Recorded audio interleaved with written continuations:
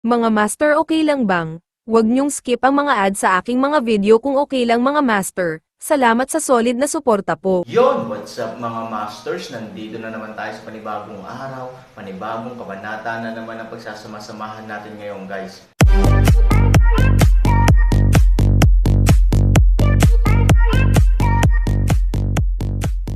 Bali mga masters, kung bago ka pa lang po sa aking YouTube channel, please click the subscribe button, lalong-lalo na po yung notification bell guys, para maging connected pa rin tayo sa isa't isa at maging updated kayo sa mga susunod ko pang video. Bali mga masters, bago natin umpisahan ng kwento ay mag-shoutout po muna tayo para sa mga solid nating tagapakinig. Shoutout kay Nick De Padua at shoutout kay Richard Cos. Yun na nga mga masters, no? Bali hindi na ito patagalin. In 3, 2, 1, let's go! Sa oras na ito, ang mga bagay sa kamay ng panggalan ay parang puso pa rin ang hugis, na medyo katulad ng mga naunang uri ng ginto, ngunit ang kulay ay iba. Berde, o kahit cyan. Isang cyan na katulad ng tanso. Huwag kang magtaka at huwag mag-alinlangan na ito ang gintong buto na ibinalik mo, sabi ng panggalan at iniabot ito kay Aaron. Kinuha ang bagay na ito, na parang 2 gisantes, ang 3,000 Korea ay sumimangot sa sukdulan. Kung hindi sinabi ng panggalan, kung hindi ito kapareho ng hugis ng ginto na nakuha niya kagabi, naramdaman ni Aaron na nahulog ito ng bag. Ito ba ay gintong binhi? Tumangala si Aaron sa panggalan, puno ng tandang pananong ang mukha nito. Ngumiti ng mapait si panggalan, oo nga. Sa tingin mo kakaiba. Siyempre, kakaiba. Pagbalik niya ay maayos pa rin siya at naglabas ng malabong gininto ang liwanag, ngunit nang ipikit niya ang mga mata at muling idilat, naging ganito siya. Kung gusto mong sabihin na ito ay isang anti-gang hinukay mula sa lupa, ganap na pinaniniwalaan ito ng Aaron.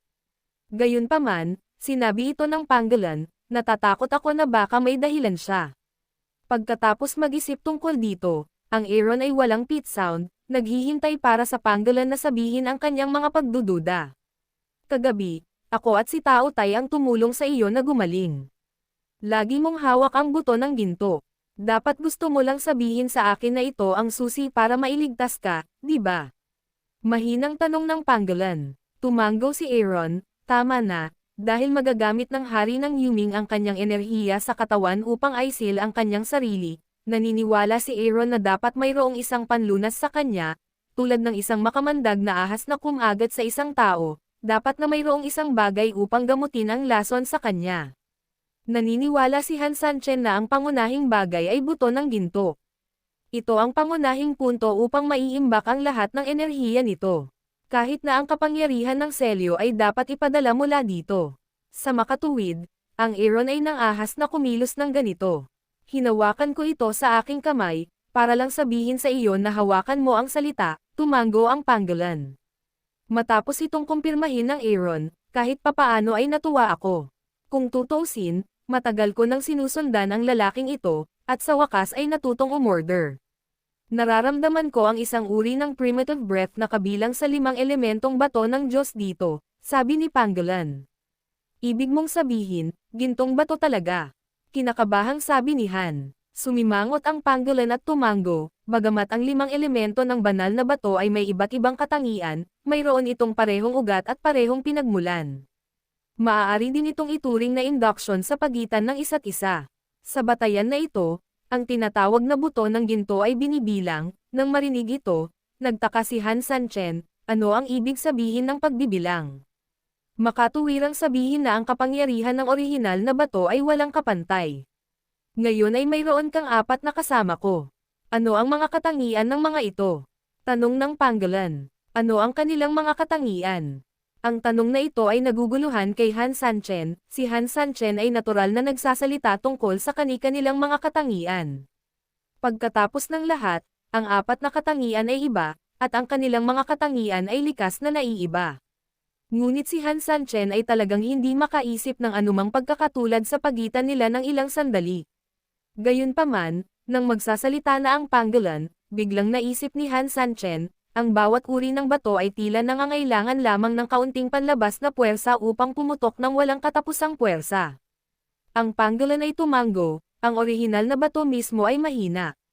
Kung wala ang paghihimok ng mga panlabas na puwersa, Ito ay hindi naiiba sa mga ordinaryong bagay, ngunit ang halaga nito ay mas mahusay kaysa sa isang maliit na puwersa. Ito ay humihimok na makipagpalitan ng hindi mabilang na beses ng orihinal na bato, katangian ng paglago ng lakas, at maging, ang mas malakas na orihinal na mga bato ay maaaring maging pang-adulto tulad ko. Sumang-ayon si Aaron, tama na, kaya kagabi, noong nagpapagaling ako para sa iyo, alam kong may matinding sakit ka, kaya tinawagan ko pa si Evil Tao Tai para tumulong. Ayon sa normal na pamamaraan, ang lakas na pinagtulungan natin para himukin ito ay magdadala ng mahusay na hilaw na stone power feedback, ngunit pagsasalita tungkol dito, ang pangolin ay tumingin kay Aaron na may pagdududa. Ngunit ano, pangolin side? Mga master, okay lang bang? Huwag niyong skip ang mga ad sa aking mga video kung okay lang mga master. Salamat sa solid na suporta po. Sa pagtingin sa nalilito at gulat na mga mata ni Aaron, walang magawa ang pangolin. Kapag nagtanim kami ng lakas, mayroon itong mahusay na feedback, ngunit ang feedback na ito ay ibang-iba sa orihinal. It was not only not as strong as imagined, but even, sabi nito ni pangolin at tumingin sa Aaron. Kahit bumababa, mariing tumango ang pangolin. Ito ay lubhang kakaiba. Nang mapatubigan ang dalawa, sumambulat ang buto ng ginto, ngunit ang simula rin ang wakas. Pagkatapos nito, ang enerhiya ng buong buto ng ginto ay nagsimulang bumaba, at sa wakas ay wala ng liwanag.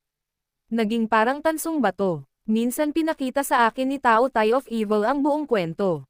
Si Jinjong ang hari ng Yuming, nakatumbas ng pagkakaroon ng inner alchemy. Sa madaling salita, ang mga practitioner, demonyo man, demonyo o tao, ay umaasa sa inner alchemy upang maimbak ang kanilang tunay na enerhiya. Hindi dapat ganito, nakasimangot ang pangolin. Tahimik na tumango si Aaron, na totoo. Isang halimaw na kasing laki ng isang lungsod, isang master na hindi man lang mapaglabanan ang sarili sa pamamagitan ng sarili niyang lakas, kahit na internal alchemy lang ito, dapat ay napakalakas nito, at maihahambing pa sa puso ng sarili niyang pamilya ng dragon. Pero ito, sa ganitong paraan, kakaiba talaga. Nakasimangot si Aaron at sinabing, hindi dapat ganito ang orihinal na bato o ang panloob na alchemy. Ito ay mas katulad ng isang naghihingalong matandang lalaki. Akala mo ay okay siya, ngunit dapat na wala na siya, malungkot na sabi ni pangolin. Hindi na muling nagsalita si Aaron. Pagkatapos ng lahat, ito ay talagang hindi kapanipaniwala. Kahit saglit, hindi niya alam kung ano ang nangyayari. Ito ay isang kakaibang bagay, sabi muli ng pangolin. Nakasimangot si Aaron. May kakaiba ba dito? Pangolin Riley smiled. Hindi ko sinabing sunod-sunod ang kakaibang nangyayari. Dapat dalawa ang tinatawag na sunod-sunod, sulyap sa nalilitong Aaron. Pangolin Riley smiled. Ang amoy ng bagay na ito ay lubhang kakaiba, anong ibig mong sabihin? Hindi naintindihan ni Aaron. You took such a big risk to get him from the King of Yuming. In fact, sobrang pamilyar kasi ng hininga nito, di ba? Tumango si Aaron. Oo. Ang hininga nito ay halos katulad ng ibang mga butil, kaya duda ako na ito ang huling gintong orihinal na bato sa 5 elementong bato ng Diyos. Mali ba ako? Hindi ka nagkakamali. Umiling si pangolin, mula sa iisang ugat at pinagmulan, ito ay talagang isang pekeng pakete, ngunit ano? Umiling ang pangolin, at sa kadahan-daang tumayo, ngunit ang hininga nito ay napakahina ngayon. Tumingin si Aaron sa tansong buto ng ginto sa kanyang kamay, kumonsumo ba ito ng labis? Hindi nagsalita ang pangolin. Sa bahagyang pag-angat sa kanyang kamay, isang enerhiya ang direktang tumama sa gintong binhi, nakapagtataka na sa enerhiyang ito, isang kakaibang eksena ang nangyari. Bahagyang gumalaw ang buong buto ng ginto, ngunit tumalon lang ito, at walang gumagalaw o kahit kay-titing na liwanag. Bahagyang sumimangot si Aaron at naguguluhan na tumingin sa buto ng ginto, tumingin ulit siya sa pangolin. Napangiti ang pangolin at tila alam niya na ganito ang magiging reaksyon ng Aaron. Hindi siya sumagot, muli niyang ginalaw ang kanyang kamay, naglabas ng kapirasong enerhiya, at biglang tinutukan ang isang bato sa kuweba. Bagamat ang bato ay nababalot ng enerhiya, dahil ito mismo ay isang ordinaryong bato lamang, wala itong kinalaman sa enerhiya ng pangolin gaya ng 2 gisantes ng 3,000 kyuso. Ito ay isang katotohanan na ang 3,000 ng Koreano ay nasa isang kawalan upang maunawaan kung ano ang nangyayari. ngunit ito ay mahirap paniwalaan na ito ay totoo na ang refleksyon ng bato ay eksaktong kapareho ng refleksyon ng ginto species. Ibig sabihin, ang mga gintong species sa Aaron kamay ay talagang kaparehong sangkap ng bato sa isang kahulugan. It's outrageous enough. Ang gintong binhi ng hari ng maliwanag at tahimik ay walang pinagkaiba sa bato. Hindi binibigyan ng panggolan ng Aaron ng anumang pagkakataon na huminga. Sa oras na ito, maluwag niyang sinabi, ngunit kung sasabihin ko sa iyo ang isa pang katotohanan, mas magugulat ka. Ano? Storytelling channel sa YouTube. Dahil nakita ko ang totoong sitwasyon noong panahong iyon sa pamamagitan ng katakawan ng kasamaan.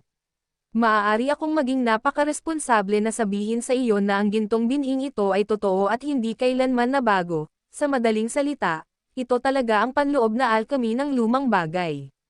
Nang marinig ito, nagulat si Han Sangki na tumayo, na isang malaking kamalian sa mundo, hindi ito kalakihan.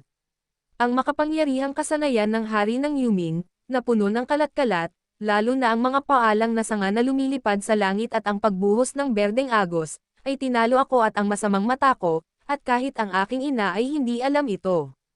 Bilang isang resulta, ang lahat ng suporta nito ay itong sirang bato. Tumitig ang mga mata ni Aaron na parang dalawang silindro. Obviously, labis siyang naguguluhan tungkol dito. Ito ay mula sa bibig ng panggolan. Kung hindi alam ng ibang tao, sasampalin siya ni Han Sanyi at matutulala. Kung wala siyang gagawin, darating siya para dayin ang sarili niya.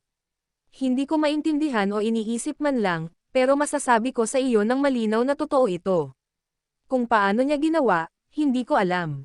Umiling si Panggolan. Pagkatapos, tumingin siya kay Aaron at Bamulong, may isa pang magandang balita at masamang balita.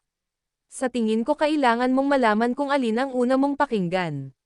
Kahit ano, si Aaron ay walang oras na gumawa ng anumang pagpipilian sa kanya. Nakakatamad. Ang Panggolan ay huni. Ang magandang balita ay nakita mo na ito ngayon. Ang tatak na ginawa ng hari ng Yuming sa iyong katawan ay tinanggal na. Ang masamang balita ay, mahinahong tumingin si Aaron sa Panggolan. Walang gana na umiling si Panggolan, makikita mo na ang tinaguriang tunay na bagay ni Yuming King ay talagang mukhang isang espesyal na pekeng produkto. Tama ka, ngunit napalampas mo ito. It can't last long at all, so the seal on you, ay maaaring pansamantala lamang. Sa pagsasalita tungkol dito, umaliw ang Panggolan, gayunpaman, huwag masyadong mag-alala. Sa kasalukuyan, ang selyo ay hindi nasira. Hanggat hindi mo kailangang magsumikap, hindi ito dapat mangyari. Sa panahong ito, mag-isip tayo ng iba pang mga paraan. Sabi ni Aaron na may mapait na ngiti, hindi mo kailangang gawin ito. Kung hindi ka gagamit ng mahika sa lupain ng Diablo, wala itong pinagkaiba sa paghahanap ng kamatayan. Tungkol naman sa sirang batong ito, walang mapag-aralan. Dahil doon, tumayo si Aaron at naglakad patungo sa labas ng kuweba. Itinabi niya ang mga makakapal na halaman sa labas ng kuweba at tumangala. Maaraw. Bagamat kumpara sa sentral sa kapatagan, walang pagkakaiba sa pagitan ng araw at buwan, ang mahinang dilaw na liwanag ay may mga pagsabog ng init, na isang bakas ng kaganhawahan sa masamang kapaligiran. Ito ay isang magandang lugar upang mahanap. It should be the best scenery we've seen all the way, at bagamat hindi ito berdeng bundok at berdeng tubig, ito ay mabato at tigang na bundok, at least walang kulay abo at madilim na tanawin. Ano?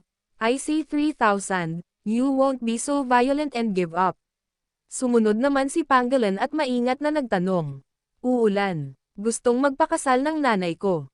Ang mga dapat dumating ay palaging darating. Ano ang labis mong ikinababahala? Marahan na ngumiti si Aaron. Tumingin ang Panggolan kay Aaron, tumango, at pagkatapos ay ibinigay ang makalangit na aklat kay Aaron. Dahil matino ka na ngayon, gusto mo bang ibigay sila mula sa Heavenly Book? Nang marinig ang tanong na ito, muling lumukat ang nakaka-relax na ekspresyon ni Aaron. Tiyak na inaasahan ni Aaron na makita si Ivory at Han Nayan, ngunit ang problema ay kung alam ni Ivory na siya ay nabuklod sa pagkakataong ito, sisisihin niya ang kanyang sarili ng labis, at kailangan pa niyang humiwalay sa kanyang sarili, kahit na kaya niyang itago ito. Kapag nakatagpo siya ng panganib sa mga tuntunin ng aking kasalukuyang pisikal na kalagayan, hindi ko lamang sila kayang protektahan, ngunit maaaring maging isang pabigat sa kanila. Hayaan silang manatili sa aklat ng langit. Ayokong mag-alala sila. At saka, wala akong kakayahang protektahan sila. Medyo nalungkot si Han Sanchen at hindi maitago sa kanyang mga mata ang kanyang pagkabigo at pagsisisi. Nang makita ang kanyang hitsura, nalungkot din si Pangolin at tinapik siya sa balikat, "Gutom ka. Gumawa ka ng makakain." Napangiti si Han Sanchen, "Sige, maglilibot ako." Pagkatapos noon, itinulak ni Han Sanchen ang mga damo sa pasukan ng kuweba at dahan-daang lumabas. Paikat sa kuweba, nilakad ni Han Sanchen ang lahat, ang daan patungo sa bundok. Gayunpaman, matapos maglakad ng mahigit 10 minuto, isang maingay na boses ang nagpaangat sa kanyang isipan, at hindi niya maiwasang tumangala. Yun na nga mga masters, no? Bali panibagong kabanata na naman yung natapos natin ngayong gabi. Muli, maraming salamat po talaga sa walang sawang suporta po sa aking YouTube channel na talagang inaabangan nyo po ang bawat upload ko po. Bali mga masters, magkita-kita ulit po tayo bukas ng gabi at ngayon po ay magpapaalam po muna tayo. Bali mga masters, bye-bye!